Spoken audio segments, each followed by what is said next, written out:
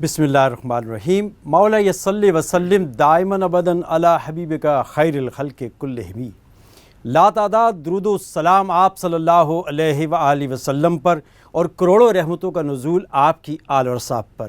السلام علیکم ورحمۃ اللہ وبرکاتہ۔ ناظرین محترم، بزم عقیدت بہار نو کے ساتھ دوبارہ آپ کی خدمت میں حاضر ہیں۔ جیسا کہ آپ کے علم میں ہے کہ ہم نے گزشتہ کئی سالوں سے ہم نے بزم عقیدت کا پروگرام آپ کے سامنے یہاں سجایا، اور پاکستان سے اور شہر کراچی سے اور شہر کراچی کے باہر سے تمام ہی شناخواں احباب اس بزم عقیدت میں شریک ہوئے، اور علماء حضرات بھی تشریف لاتے رہے۔ ہم نے مختلف موضوعات پر گائے بگائے آپ سے گفتگو کرتے رہے، پروگرام آپ کے ساتھ ہم کرتے رہے۔ لیکن ابھی جو نیا سلسلہ ہم شروع کرنا چاہ رہے ہیں وہ سیرت النبی صلی اللہ علیہ وآلہ وسلم کے سلسلے سے بھی ہے، انشاءاللہ ہم اس پہ بھی بات کریں گے۔ لیکن آج کا جو پروگرام ہم نے خصوصی طور پر عقیدے کے حوالے سے تھوڑا سا یہاں پر بات کرنا چاہ رہے تھے کہ جس طرح کے کوئی نسبت ہوتی ہے، کوئی سلسلہ ہوتا ہے، کوئی تعلق ہوتا ہے، تو لوگ اس تعلق کی بنیاد پر معروف ہو جاتے ہیں، وہ مسلک معروف ہو جاتے ہیں، وہ سلسلے معروف ہو جاتے ہیں، لوگوں میں غلط فہمیاں پیدا ہو جاتی ہیں۔ تو اس غلط فہمی کو دور کرنے کے لیے آج ہم نے یہ بزم سجائی ہے ناظرین، اور ہمارے درمیان موجود ہیں حضرت علامہ مولانا محمد حسان عظیم صاحب، اور ہدیہ عقیدت پیش کرنے کے لیے ہمارے درمیان موجود ہیں۔ اور یہ ہماری خوش قسمتی اور ان کی بھی خوش قسمتی ہے کہ اسی راہ ٹی وی چینل سے ان کا پروگرام، ان کا ایک کیسٹ بھی ہم نے ریلیز کیا تھا۔ آج دوبارہ ہماری اس بزم میں موجود ہیں جناب سید زبیر الدین رحمانی صاحب۔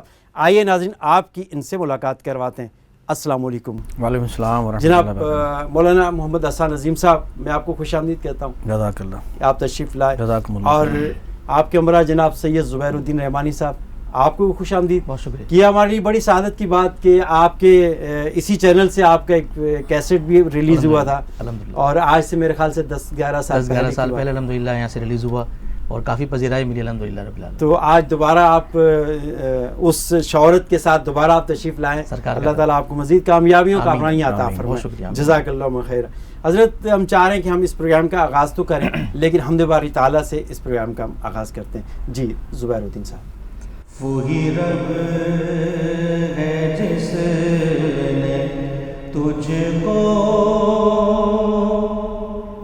حمداً کرم بنایا، وہی رب ہے جس نے تجھ کو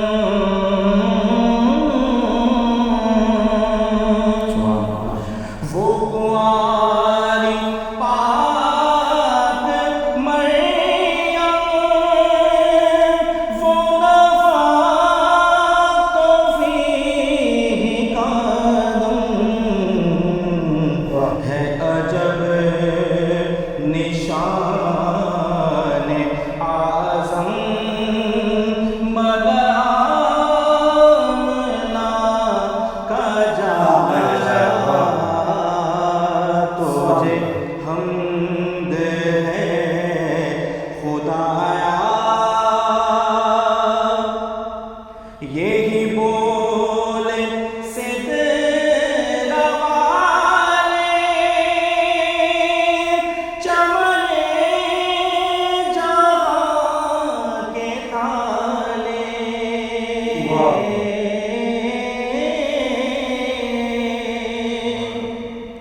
یہی بول سے تیرا والے چمن جہاں کے تالے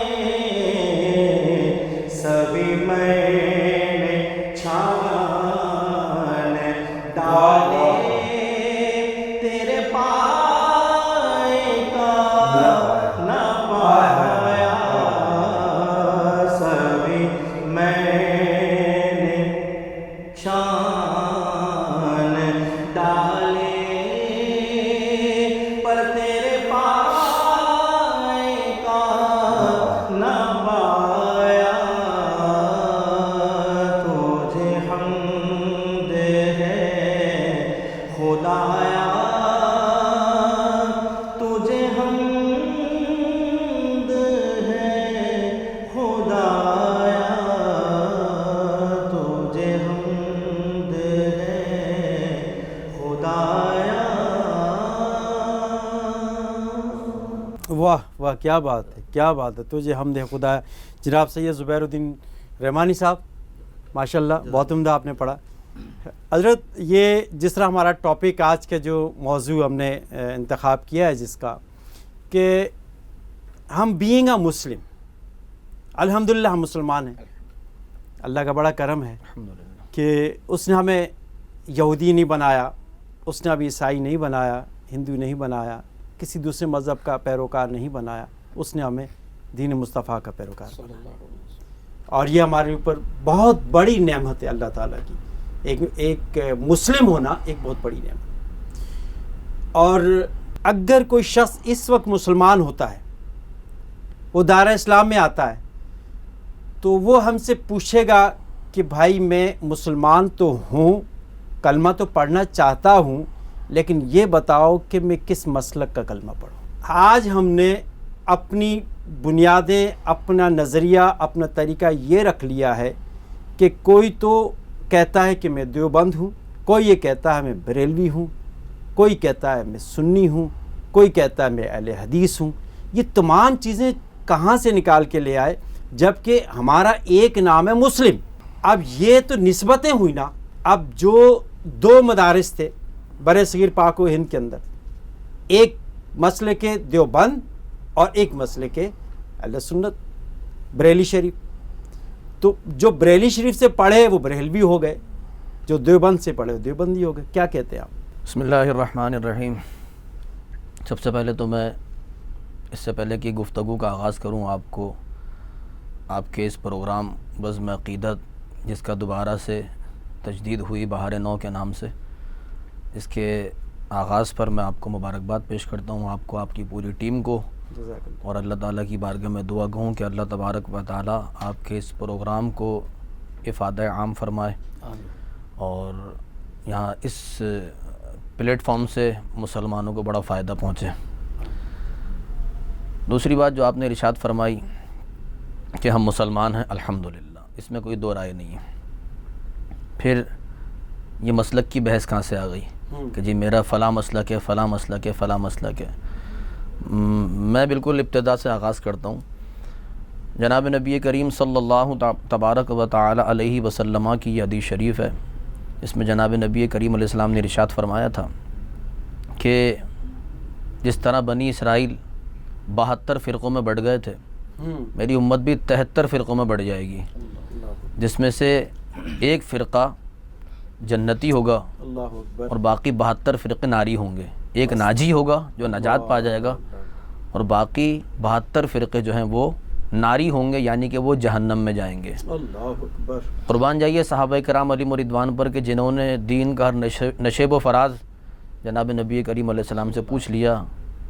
میں یہاں پر ایک بات ایڈ کرنا چاہوں گا کہ دین جو ہم تک مکمل پہنچا، اس میں بہت ساری باتیں تو ایسی ہیں کہ جناب نبی کریم علیہ السلام نے خود بیان فرمائیں صحیح. اور بہت ساری باتیں ایسی ہیں کہ صحابہ کرام کے پوچھنے پر بیان فرمائی ہیں کہ اگر صحابہ نہیں پوچھتے تو شاید یہ باتیں ہم تک نہ پہنچتی. نہیں پہنچتے. تو قربان جائیے صحابہ کرام پر جنہوں نے ہر دین کا نشیب و فراز کیا بات. جناب نبی کریم علیہ السلام سے پوچھ لیا تو ہم پر صحابہ کرام کا یہ بہت بڑا بہت بڑا احسان احسان ہے ان ہے. کا. ضمنی بات ہو گئی. اب واہ، آئیے واہ، واہ. میں اپنے ٹاپک کی طرف آتا ہوں. تو صحابہ کرام نے جب یہ سنا کہ حضور نبی کریم علیہ السلام نے ارشاد فرمایا کہ 72 ناری ہوں گے اور ایک ناجی ہوگا جنتی ہوگا, تو پوچھا یا رسول اللہ صلی اللہ تعالی علیہ وسلم وہ ناجی فرقہ, وہ ناجی گروہ وہ کون سا ہوگا؟ یہ ابھی ہم جو مسلک کی بات کرتے ہیں نا, یہ مسلک بیسیکلی وہی گروہ یا فرقہ جس کی طرف حضور نبی کریم علیہ السلام نے اشارہ فرمایا تھا, یہ مسلک اصل میں وہ ہے. اچھا, یعنی کہ یہ سارے کے سارے حضور نے فرمایا تھا میری امت میں نا, یعنی کہ یہ وہ ہوں گے کہ جو بظاہر اسلام کا نام لیتے ہوں گے, ٹھیک ہے, ان کے طریقہ کار طور طریقے معاملات سارے اسلام والے ہوں گے, صحیح ہے, لیکن ان میں سے 72 جہنمی ہوں گے اور ایک فرقہ جو ہے نا وہ ناجی ہوگا, ایک فرقہ جنتی ہوگا. صحیح ہے. تو صحابہ کرام علیہ رضوان نے پوچھا یا رسول اللہ صلی اللہ علیہ وسلم یہ ارشاد فرمائے کہ جنتی فرقہ کون سا ہوگا؟ تو حضور نبی کریم علیہ السلام نے کسی پارٹیکولر مسلک کا, کسی پارٹیکولر فرقے کا, کسی سیکٹ کا سرکار دو عالم علیہ السلام نے نام نہیں لیا, بلکہ حضور نبی کریم علیہ السلام نے ایک نشانی بتا دی کہ جس فرقے کے اندر, جس مسلک کے اندر یا جن لوگوں کے اندر یہ نشانی پائی جائے گی وہ جو ہے ناجی ہوگا, وہ جنتی ہوگا, اور جس میں یہ نشانی نہیں پائی جائے گی وہ جہنمی ہوں گے. صحیح. تو حضور نے نشانی بیان فرمائی. تو وہ نشانی کیا ہے؟ صحابہ نے پوچھا یا رسول اللہ صلی اللہ علیہ وسلم یہ ارشاد فرمائے کہ وہ ناجی فرقہ کون سا ہوگا؟ تو حضور نبی کریم علیہ السلام نے ارشاد فرمایا ناجی فرقہ وہ ہوگا جو میرے اور میرے صحابہ کے طریقے یعنی سنت پر ہوگا. سبحان اللہ. جو میری سنت پر ہوگا, صحیح ہے, میرے صحابہ کی سنت پر ہوگا, یعنی کہ جن کے طور طریقوں سے تمہیں میری سنت اور میرے صحابہ کی سنت تمہیں نظر آ رہی ہوگی, بس وہ ناجی فرقہ ہوگا, اور باقی سارے فرقے جو ہے وہ ناری ہوں گے, وہ جہنمی فرقے ہوں گے. تو حضور نبی کریم علیہ السلام نے بظاہر کسی پرٹیکولر مسلک کا, مسلک بریلوی, مسلک دیوبندی, یہ اور دیگر جو مسالک ہیں, سرکار دو عالم علیہ السلام نے نام نہیں لیا, بلکہ حضور نبی کریم علیہ السلام نے نشانی بتا دی. صحیح. جس کے اندر یہ نشانی پائی جائے کہ جو میری سنت اور میرے صحابہ کرام کی سنت پر عمل کرے وہ جو ہے ناجی فرقہ ہوگا.